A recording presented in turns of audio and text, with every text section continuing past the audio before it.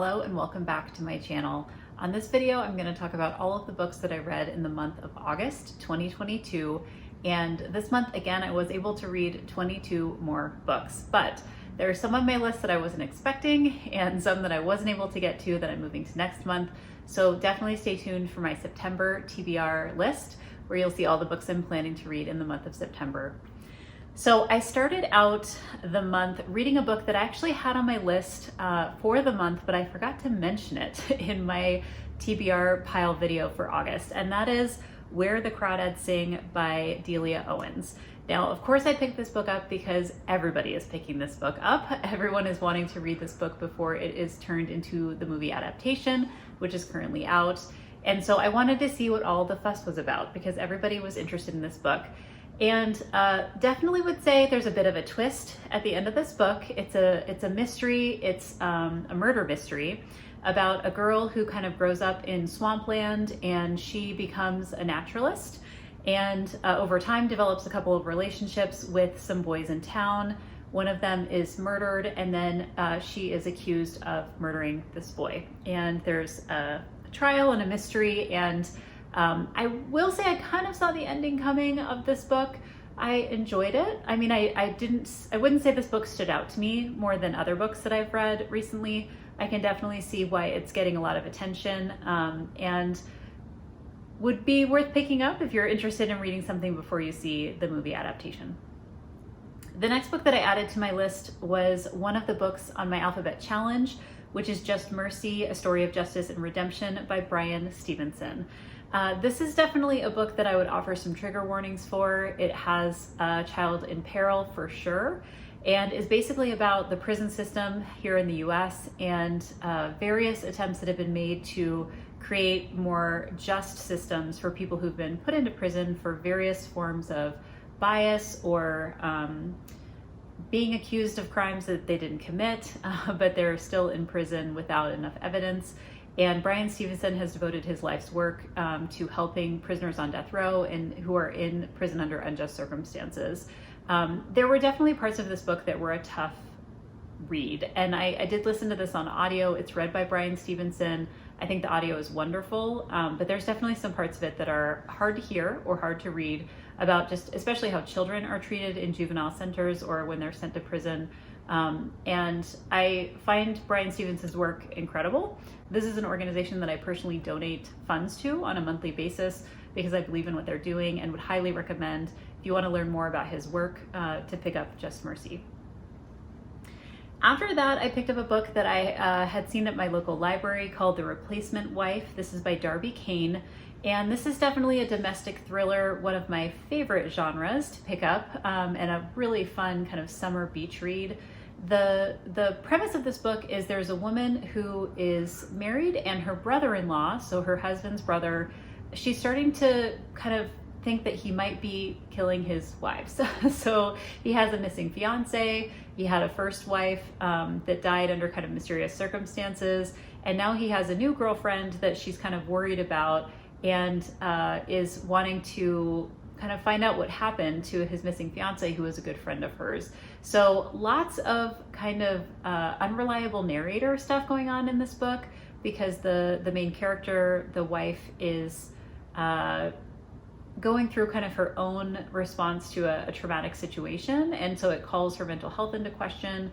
And I found this book to be really interesting, and I enjoyed it. I sat down and read it in a couple of sittings just because I really thought the pacing was great and thought it was an interesting storyline. Next, I picked up another book for my alphabet challenge called Joy at Work, Organizing Your Professional Life by Marie Kondo. If you're not familiar with Marie Kondo, she's a pretty famous organizer and talks a lot about how you can, choose to have things in your life that you genuinely enjoy. And in this book, she's referring specifically to how you can kind of organize and declutter at work or in the office. I found this book to be interesting. I mean, I think if you enjoy things about organization or decluttering, this is definitely one to pick up. I would imagine it's going to be kind of canonical in this genre just because of her fame and the kinds of things that she's been doing on TV and otherwise. I took away a couple of things, but I would say, as someone who is really interested in these topics. There wasn't a whole lot here that was new for me, but would recommend it. It's a relatively short book, pretty easy to get through quickly. The next book I read is called Part of Your World by Abby Jimenez. I enjoyed this book a lot more than I thought I would. So this is a romance novel. I did listen to it on audio and really enjoyed the audio. The overall premise of this book is you have a woman who is a doctor, and she's kind of driving through a small town on like a road trip and runs into a person who kind of helps her, I think with like a flat tire or some engine trouble or something along those lines.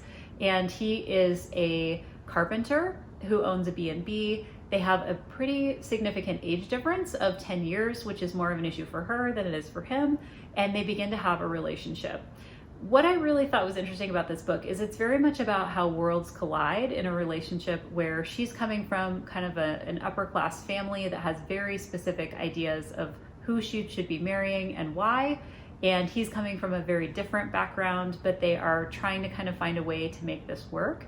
It's very much about kind of chosen family and how do you deal with family that maybe is not the best fit for you, but they're your blood relatives, and what do you do when those kinds of worlds are colliding.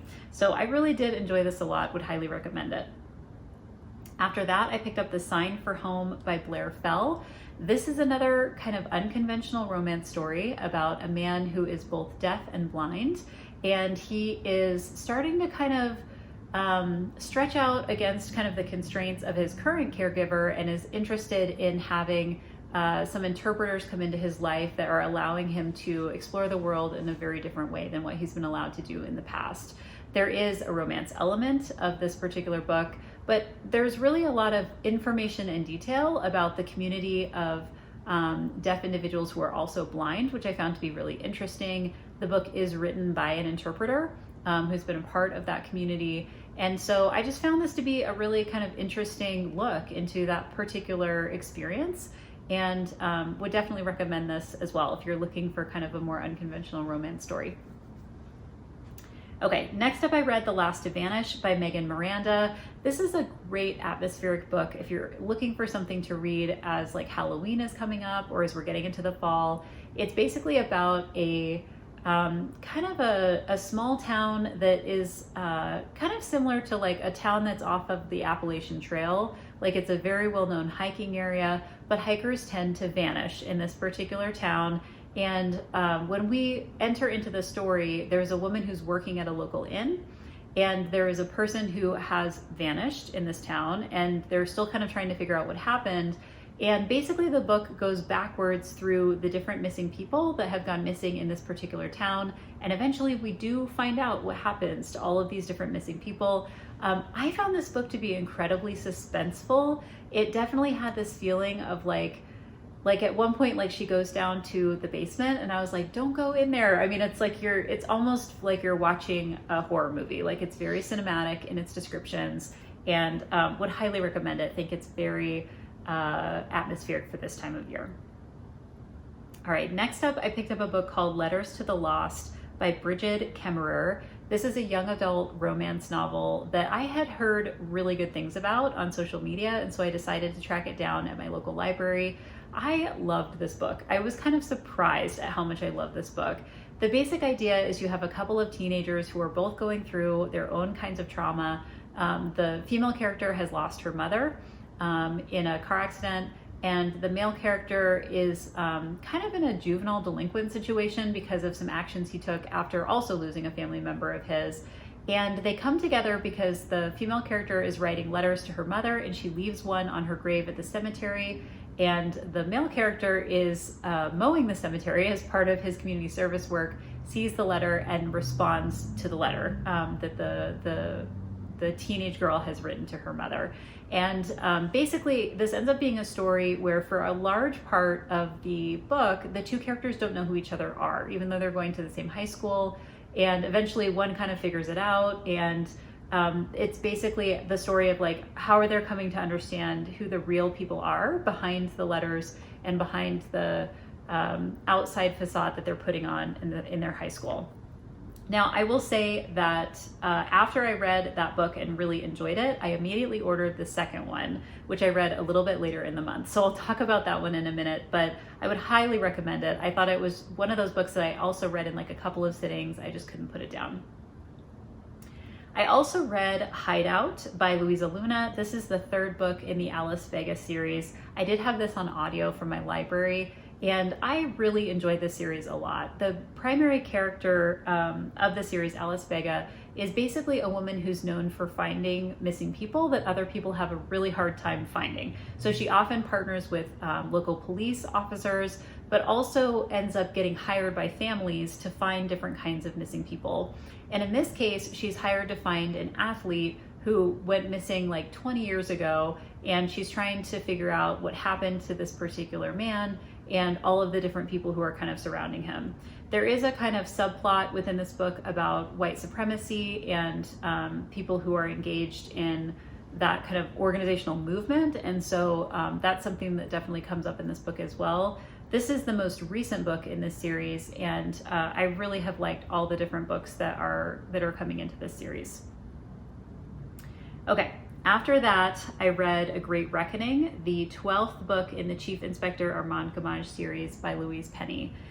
I really continue to enjoy where Louise Penny is taking this series. I don't want to give too much information away about this particular book and where it's going, because there's actually a lot that has happened to the characters in these first 12 books.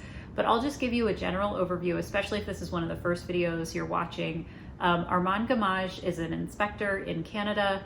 He ends up kind of falling in love with this small town called Three Pines that has a series of different characters that all are, very close to each other, and they're kind of chosen family members of each other. And there are these various crimes that are happening in Small Pines and or in Three Pines. And throughout this series of books, you get to have a deeper dive into these different characters and plot lines. And I find this series to be incredibly charming. I think that a lot of people would refer to this as kind of a cozy mystery series because of its small town setting, and would just highly, highly recommend picking this up and seeing if it might be for you. After that, I picked up Jenny Odell's book called How to Do Nothing, Resisting the Attention Economy. This is a book that I had on my Kindle for a while. I wanted to just kind of see what it was all about. What really surprised me about this book is how academic it was. I wasn't really expecting it to be basically a book of academic essays with lots of citations and kind of interesting components that the author is bringing together to talk about this concept of the attention economy. She has a lot of different perspectives that she's kind of thinking about, and this book is set basically right after the Trump election took place in 2016. So it's a really interesting set of kind of perspectives and ideas about basically how do you engage with the world when you are feeling a lack of motivation or you aren't quite sure what to do kind of politically, as having like an agent, political agency. And so I found it to be really interesting. Would highly, highly recommend that one as well. I also picked up Just Work by Kim Scott, and this was another book that was on my Alphabet Challenge list for the month of August. This is a book that is basically about how to combat bias in the workplace in all of its different forms. And I would say that there was a lot in this book that wasn't necessarily new to me because I happen to have kind of training and education in that particular area. But I would say this book is packed with practical examples and ideas of what to do if you are finding yourself in these situations.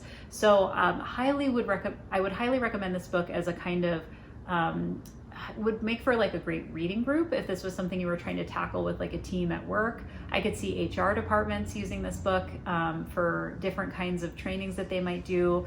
Definitely glad that I picked it up, and would also highly recommend this for people who are struggling with maybe different forms of bias or bullying in the workplace, or you might want to be an ally for people who might be encountering that in your workplace as well. All right, the next Alphabet Challenge book that I picked up is one called The Jigsaw Man. This is by Nadine Matheson. This was a new author for me, and this is the first book in the Inspector Angelica Henley series. I was pleasantly surprised by how well written this book was. I did listen to this on audio. I also had it on ebook, and I was sucked in pretty immediately. This is a very In some ways it's contemporary, but it's a very traditional kind of police procedural that takes place in the UK. It's basically the story of a police inspector who is investigating a series of crimes, and those series of crimes are tied to a previous person who was arrested, and they're kind of copycat murders for somebody who is already in prison. And so they're trying to figure out who's doing these copycat murders, and this serial killer who's already in prison, the person who's investigating these crimes was the person who put the serial killer in prison. So she has kind of a personal connection to wanting to figure out what's going on here.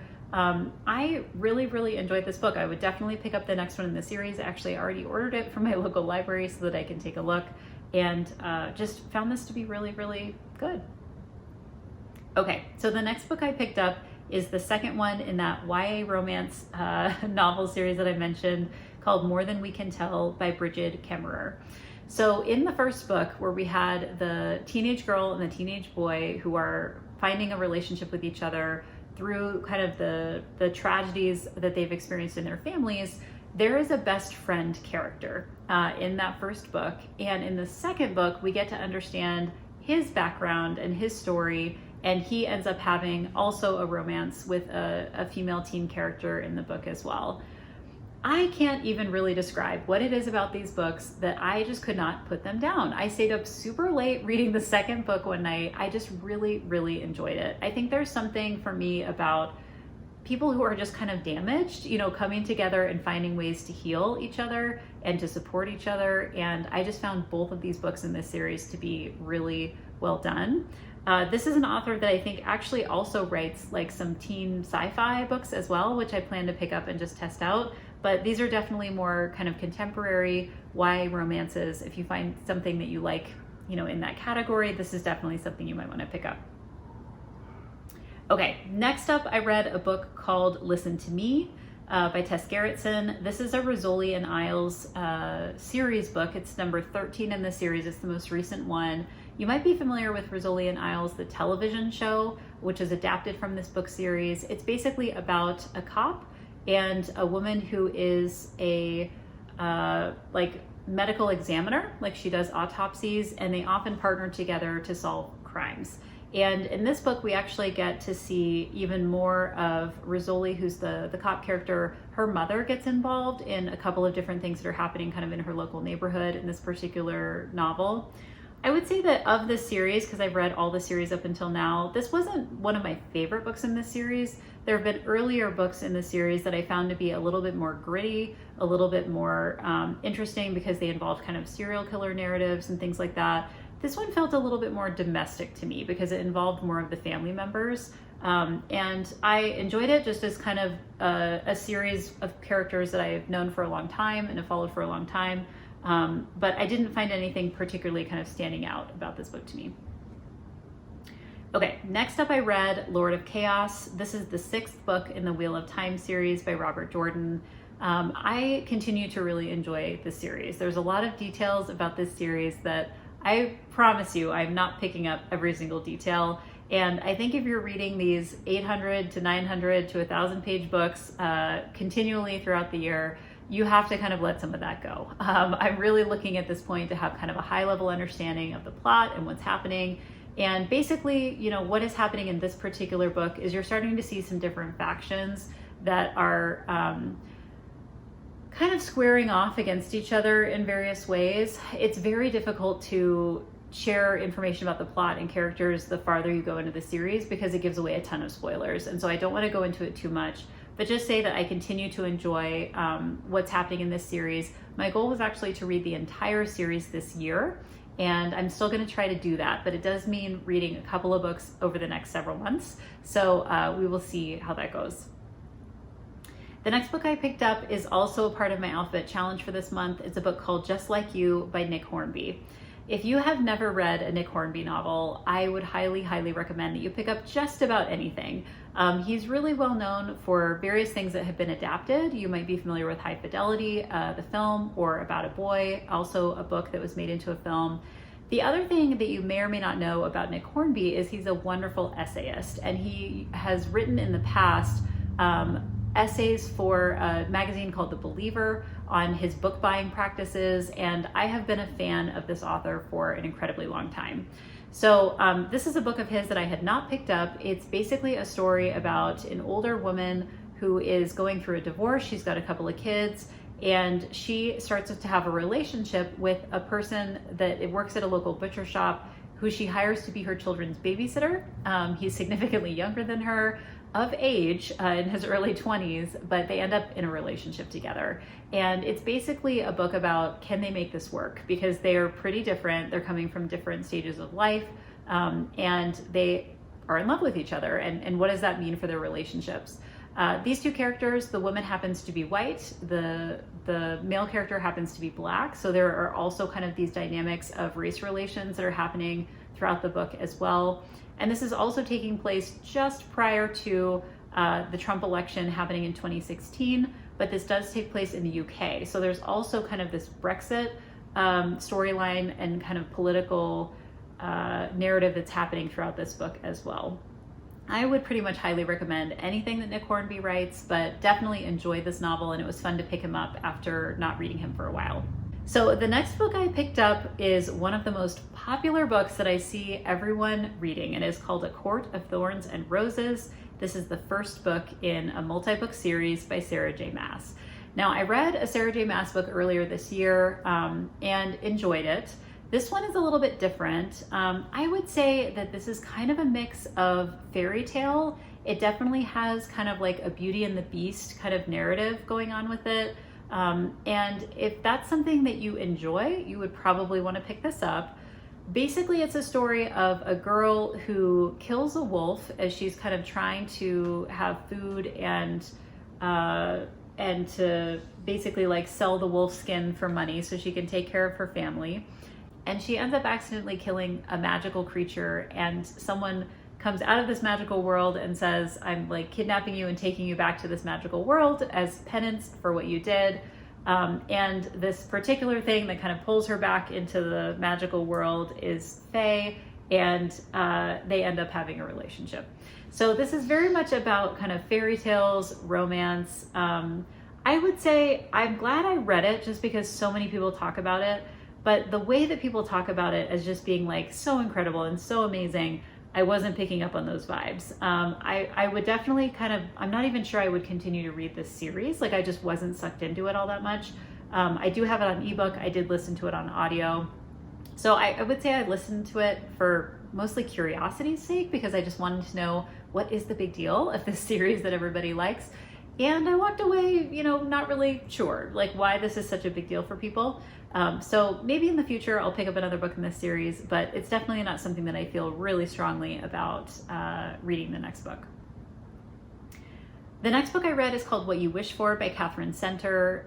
Catherine Center is an author. I've read a couple of her books before. She has a new book out called The Bodyguard. What You Wish For is a book about a woman who teaches, she's like a librarian in an elementary school, and she works in an elementary school where the principal of her elementary school dies, and they have a new principal come in, and it turns out to be this man from a previous school she worked at that she had a massive crush on. But the man that she remembers that she kind of fell in love with at this previous school is totally unlike the person who has walked in and is the principal of this school that she's in now. And so she's trying to figure out like what happened to make this person change so much. And of course we understand why that is, throughout the novel. This is a romance story and basically is about kind of the healing of trauma in various ways, and would definitely recommend it. Listen to this one on audio and really enjoyed the narrator of the story.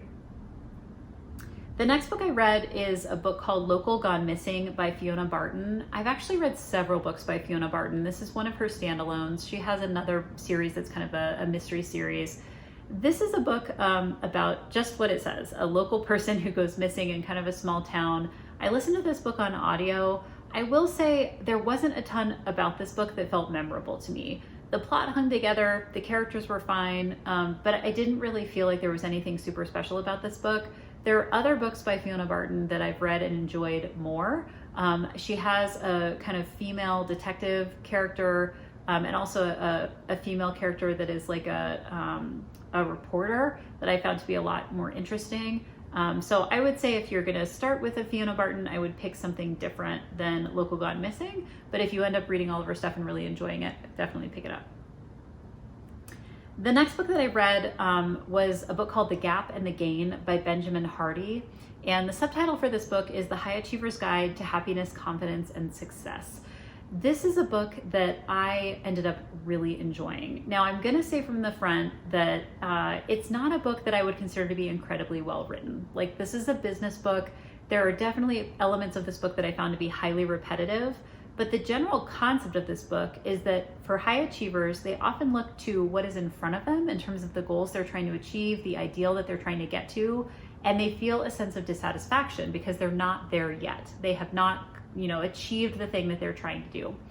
And what the author of this book recommends is, instead of looking at the gap between where you are now and where you want to go, you should instead look at the gain, which is where you started and where you are now. So how far have you come from where you were initially starting to what you have learned or gained or figured out up until this point? And the idea is that will be more motivating to you than trying to constantly hit a moving goalpost of the thing that you're trying to get to in the future. I really liked this book. I thought there were a lot of wonderful examples in it, and even though it wasn't perfectly written or edited, I would highly recommend it for people who are high achievers that find themselves often unsatisfied or dissatisfied with kind of where you are in life, feeling like you're never quite achieving as much as you want to. This is a great book to pick up and just give you a chance to kind of reflect on maybe a different alternative way of thinking about that. And the last book that I read this month, which I am super excited to share, is Of Blood and Bone. This is the second book in the Chronicles of the One series by Nora Roberts.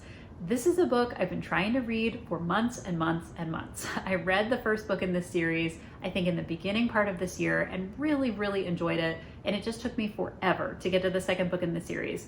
The secret was I picked up the audio. This was a huge help to me. The book is almost 500 pages long. And as I've talked about in previous videos, it really helps me to get the audio when I have a long book like that. So this book is the follow-up to the first book. In the first book, what we have is basically a plague that's happening in modern times. And the plague brings out these various different versions of magic. And the people who survive the plague have kind of good magic or bad magic. And we start to see those different communities of people going kind of to war with each other. And in the end of that book, we have a community that's come together. And there is I don't want to give away spoilers, but basically there's a community of people who come together that have the good magic and they're supporting each other. And there's kind of a series of events that happen, and we're not quite sure what is kind of the future state of that community.